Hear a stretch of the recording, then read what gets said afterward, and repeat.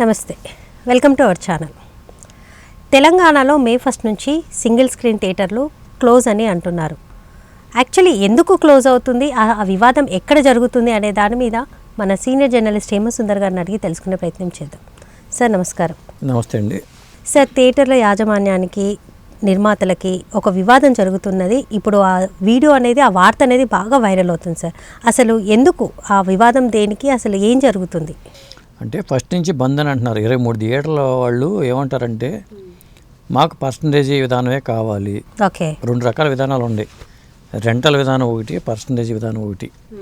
ఈ రెంటల్ వాళ్ళు ఏమంటారంటే రెంటల్ విధానం వల్ల మాకు లాస్ వస్తుంది కాబట్టి రెంటల్ విధానం మాకు వద్దు, మాకు పర్సంటేజ్ విధానం అయితే మాకు మిగులుతుంది అనేది సిస్టమ్.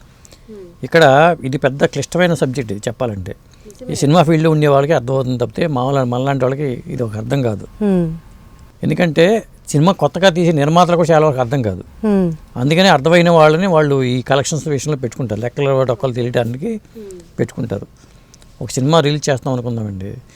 ఇప్పుడు ఒక సినిమాకి నిర్మాత ఉంటాడు, నిర్మాతకి ఎగ్జిబిటర్కి మధ్యలో డిస్ట్రిబ్యూటర్ ఉంటాడు. 3 అంచెల వ్యవస్థ ఇది. ఎగ్జిబిటర్ వేరు, డిస్ట్రిబ్యూటర్ వేరు, నిర్మాత వేరు. ఒక్కొక్కసారి ఎగ్జిబిటర్ డిస్ట్రిబ్యూటర్ కూడా ఒకలే అవుతారు. నిర్మాత దగ్గర నుంచి సినిమా తెచ్చుకుంటారు, తెచ్చుకుని డిస్ట్రిబ్యూటర్గా వచ్చి అతనే తన థియేటర్లు వేసుకుంటాడు. ఇది సిస్టమ్.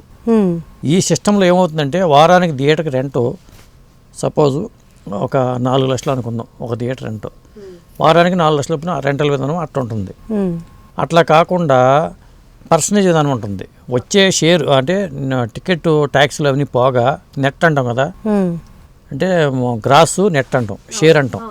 షేర్ అనేది ఏంటంటే ఖర్చులు పోగా వచ్చిన షేరు. ఆ షేర్లో 60%, 55% ఎగ్జిబిటర్ తీసుకుంటాడు, 45% నిర్మాతకి ఇస్తాడు. ఓకే, సిస్టంలో ఇప్పుడు వాళ్ళు ఏమంటారంటే ఇప్పుడు అది 55% 60% చేయమంటున్నారు. అదొక డిమాండ్ ఒకటి. అయితే ఇప్పుడు కొత్త సినిమా, పెద్ద హీరో సినిమాలు వచ్చినాయి అనుకోండి, ఈ పర్సంటేజ్ ఇస్తే మాకేం మిగులుతుంది అంటారు వీళ్ళు నిర్మాతలు. ఎగ్జిబిటర్లు ఏమంటారంటే రెంటల్ విధానం వల్ల మేము లాస్ అవుతున్నాం కదా, మాకు ఈ సిస్టమ్ వద్దు. కొన్ని స్టేట్లో ఆ సిస్టమ్ ఉంది, కొన్ని స్టేట్లోనే ఇలా ఉంది. 2 రకాల సిస్టమ్స్ ఉన్నాయి. సార్, ఇప్పుడు పెద్ద సినిమాలు వస్తే వీళ్ళు లాభము పొందుతాము అని మీరు అనుకుంటున్నారు, కానీ పెద్ద సినిమాలు వస్తే జనరల్గా హ్యూమన్ సైకాలజీ ప్రకారం ఇప్పుడు మనం చూస్తే మల్టీప్లెక్స్ థియేటర్స్కే వెళ్తారుగా, సింగిల్ స్క్రీన్స్కి వెళ్ళారు కదా. అదే చెప్పేది, మల్టీప్లెక్స్లో కంఫర్ట్స్ ఉంటాయి. చాలామంది పెద్ద సినిమాలు అయినా ఎక్కువైనా ప్రయారిటీ ఎప్పుడు మల్టీప్లెక్స్కి వెళ్తున్నారు. అప్పుడు మల్టీప్లెక్స్లకి లాభం కలుగుతుంది. అంటే మల్టీప్లెక్స్లో టికెట్ రేటు 300 ఉంటుంది, సింగిల్ స్క్రీన్లోనేమో 150 రూపాయలు ఉంటుంది. ఇప్పుడు ఈ విధంగా చూసుకున్నా కానీ మల్టీప్లెక్స్లోకి ఎక్కువ లాభం కలుగుతుంది. ఇంకోటి దట్టు మెయింటెనెన్స్ కూడా సార్, మెయింటెనెన్స్ కూడా ఉండదు. ఇప్పుడు మల్టీప్లెక్స్లో ఉన్న మెయింటెనెన్స్ సింగిల్ స్క్రీన్ థియేటర్ అంటే మల్టీప్లెక్స్కి 300 రూపాయలు వస్తుంది కదా, అందుకే కదా చెప్పేది 300 రూపాయలు వస్తుంది. మీకు మల్టీప్లెక్స్లో పాప్కార్న్ రేట్ ఒకటి, లేదా ఇంకో రేట్లు ఒకటి, ఇవన్నీ మల్టీప్లెక్స్లో మెయింటెనెన్స్ ఎక్కువ ఉన్నా కానీ డబ్బులు ఎక్కువ వస్తున్నాయి. కాబట్టి మల్టీప్లెక్స్లో డిమాండ్ చేయట్లేదు. అప్పుడు డిమాండ్ చేసేది ఏంటి, మేము బంద్ చేస్తాం రేపు 21 తారీఖు నుంచి, మే 1 నుంచి మేము బంద్ చేస్తాం. ఎందుకంటున్నారంటే మాకు పర్సనల్ విధానం మాకు ఇవ్వండి అనేది వాళ్ళ డిమాండ్. మల్టీప్లెక్స్ వాళ్ళు ఎవరు డిమాండ్ చేయట్లేదు. అంటే మల్టీప్లెక్స్ వాళ్ళకి పర్సెంటేజ్ ఇస్తున్నారా? మల్టీప్లెక్స్ వాళ్ళు వాళ్ళ కంఫర్ట్ జోన్లో ఉన్నారు. అసలు వాళ్ళకి ఏదైనా వాళ్ళకి ఓకే, వాళ్ళకి ఇబ్బంది. ఇటు వచ్చేది ఏంటంటే వీళ్ళు నష్టపోతున్నది వీళ్ళు సింగిల్ స్క్రీన్ థియేటర్ల వాళ్ళు. దాదాపు 23 థియేటర్ల యజమానులు వాళ్ళు ఒక ఇచ్చారు, ఛాంబర్కి వాళ్ళకి ఇచ్చారు, మేము బంద్ చేస్తాం, థియేటర్ క్లోజ్ చేస్తామని. ఎప్పుడైనా సరే ఒకటి, ఈ 2 విధానాల్లో కూడా నష్టాలు ప్లస్లు ఉంటాయి, మైనస్లు ఉంటాయండి. పెద్ద హీరో సినిమాలు వచ్చినప్పుడు ఏమో పర్సంటేజ్ విధానం వల్ల వీళ్ళు లాస్ అవుతారు, నిర్మాతలు లాస్ అవుతారు. ఈ సినిమా జనాలకు థియేటర్ వెళ్ళకున్నప్పుడు రెంటల్ విధానం పెట్టుకున్నప్పుడు వీళ్ళకే ఇబ్బంది కదా. రెంటకల్ ఎదురు కట్టి డబ్బులు ఆడించుకునే నిర్మాతలకు బొక్క. సినిమా తీసింది పోగా సినిమా ఆడించినందుకు డబ్బులు కట్టాలి, అంతే కదా.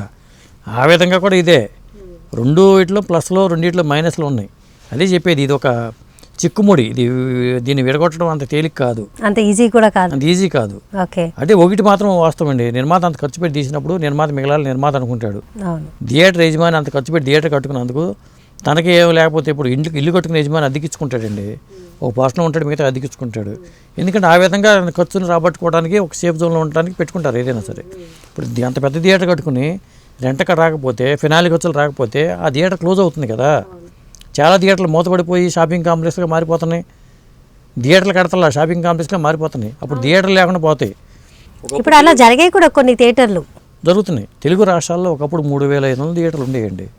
నాకు తెలిసినప్పుడే దాదాపు 2000 సంవత్సరంలో 3,500 థియేటర్లు ఉండేవి. అంతకుముందు ఇంకెక్కువ ఉండేవి తెలుగు రాష్ట్రాల్లో, 2 తెలుగు రాష్ట్రాలు అప్పుడు ఉమ్మడిగా ఉండేది కాబట్టి. అవును. అలాంటి థియేటర్లు ఇప్పుడు 1500 థియేటర్లు కూడా లేవండి. ఓకే. 2 తెలుగు రాష్ట్రాలు తిప్పి కొట్టినా కానీ కారణం ఏంటంటే చాలా వరకు మూతపడిపోయినాయి. ఆ ఫ్యాన్లు సరిగ్గా ఉండవు, బెంచులు సరిగ్గా ఉండవు, ఓ పక్క నల్లులు, అది మెయింటెనెన్స్ సరిగ్గా ఉండదు. టాయిలెట్స్కి వెళ్తే అది చాలా ఇబ్బందిగా ఉంటుంది. అలాంటి థియేటర్కి వెళ్ళడానికి చిన్న స్థాయి వాళ్ళు కూడా, పూర్ పీపుల్ కూడా మల్టీప్లెక్స్కి వెళ్ళి సినిమా చూస్తున్నారు థియేటర్ బాగుండకపోతే. అతనికి ఏమో మిగలట్లేదు కదా, నేను ఎక్కడ తెచ్చి పెడతానంటాడు థియేటర్ యజమాని. ఓకే. ఇలాంటి పెద్ద సమస్య ఇది. దీనికి ఏం చేయాలి ఏంటి అనే దాని మీద అది పెద్దలు, సినిమా పెద్దలు కూర్చొని మాట్లాడుకుంటే తప్ప అది అవ్వదు. ఓకే. సో మనం ఇక ఇది టైం టేకెన్ సబ్జెక్ట్ కాబట్టి మనం కూడా ఏం చెప్పడానికి కూడా రాదు. సో మనం కాలమే చెప్తుంది కాబట్టి అది అదే వీళ్ళు ఛాంబర్ పెద్దలు ఇప్పుడు ఎగ్జిబిటర్ సెక్టార్ వాళ్ళు, డిస్ట్రిబ్యూటర్ సెక్టారు, నిర్మాతలు వీళ్ళందరూ కూర్చుని మాట్లాడుకుని ఒకే సిస్టమ్ పెట్టుకుంటే గొడవ ఉండదండి. ఈ కన్ఫ్యూజన్ ఉండదు. ఏదైనా ఒక విధానం పెట్టుకోండి. ఇప్పుడు నాలెడ్జ్ లేని వాళ్ళు వస్తారు, కొత్తగా తీసిన సినిమా రంగంలో వచ్చిన వాళ్ళు ఉంటారు, వాళ్ళకి నాలెడ్జ్ ఉండదు, వాళ్ళు లాస్ అవుతూ ఉంటారు. ముందు ఈ టెక్నికల్గా ఉండేవి అర్థం కాకే అసలు కొంతమందికి షేర్ అంటే ఏంటో తెలియదు, గ్రాస్ అంటే ఏంటో తెలియదు.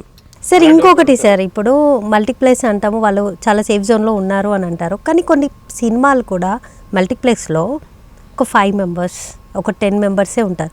కానీ వాటి స్క్రీన్ అయితే వేయాలి కదా. వేయాల్సింది, అదే చెప్పేది. వాళ్ళు కూడా ఏం చేస్తారంటే షోలు క్యాన్సిల్ అంటున్నారుగా. ఓకే. తెలివిగా షోలు క్యాన్సిల్ అంటున్నారు వాళ్ళు. జనం లేకపోతే మీకు కరెంట్ బుకింగ్స్ని బట్టి వాళ్ళు కూడా షో క్యాన్సిల్ చేస్తున్నారు. చాలా షోలు ఇప్పుడు సిటీల్లో ఏదో అక్కడక్కడ పడుతున్నాయి కానీ అది కూడా క్యాన్సిల్ అవుతున్నాయండి. ఇప్పుడు నేను ఆ మధ్యన రత్నం అని ఒక సినిమా చూసే, విశాల్ సినిమా. ఓకే. నేను ఒక్కడనే ఉన్నాను. వాళ్ళు అడిగాను స్టార్టింగ్ సినిమా ఉందా లేదా అని అడిగితే ఉందని కూర్చోమన్నారు. నేను ఒక్కడనే కూర్చున్నానండి. నేను ఒక్కడనే కూర్చున్న 2.5 గంటల పాటు నేను ఇంటర్వ్యూకి వెళ్ళాలంటే బయటికి వెళ్ళాలంటే సిగ్గేసింది నాకు. బయటికి వెళ్ళాలంటే సిగ్గేసింది నాకు. ఫస్ట్ రిలీజ్ అదే రోజు రిలీజు, సినిమా రిలీజ్ అదే రోజు సినిమా రిలీజు. నేను ఒక్కడనే థియేటర్లో ఉన్నా. కనీసం ఈ టికెట్ డబ్బులు ఇచ్చేస్తామని మీరు వెళ్ళిపోండి అంటే నేను వచ్చేసేవాడిని. వాళ్ళు అలా సినిమా వేస్తామన్నారు, వేశారు కూడా. మరి ఈ పరిస్థితుల్లో చెప్పండి. ఒక్కరే ఉండి చూసా, నేను ఒక్కడే చూసా. ఓకే.